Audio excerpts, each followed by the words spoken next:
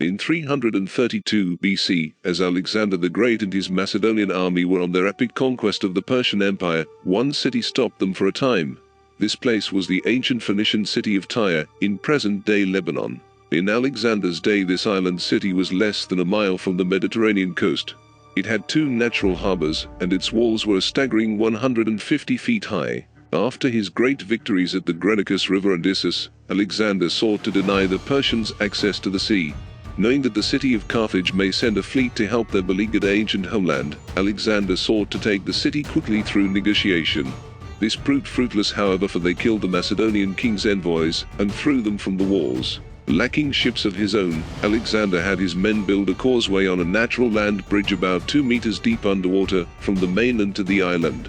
That stone causeway is amazingly still there to this day. The causeway would allow his siege engines to get in range of the walls. However, as his men got closer to the city itself, the enemy's naval attacks made further construction impossible.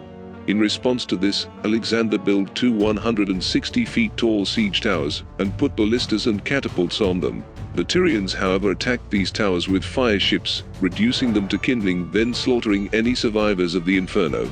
However, good tidings came to Alexander after this debacle, with the coming of the fleet of Cyprus. The king of Cyprus was impressed with Alexander's victories and wished to join in on the glory. With command of the sea, Alexander quickly blockaded the island.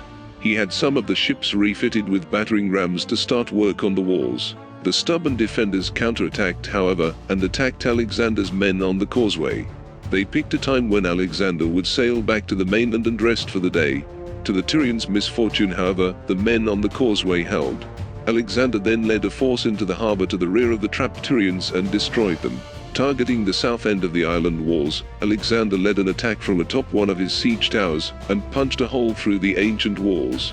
Once inside, the Macedonian army quickly overwhelmed the garrison and took the city.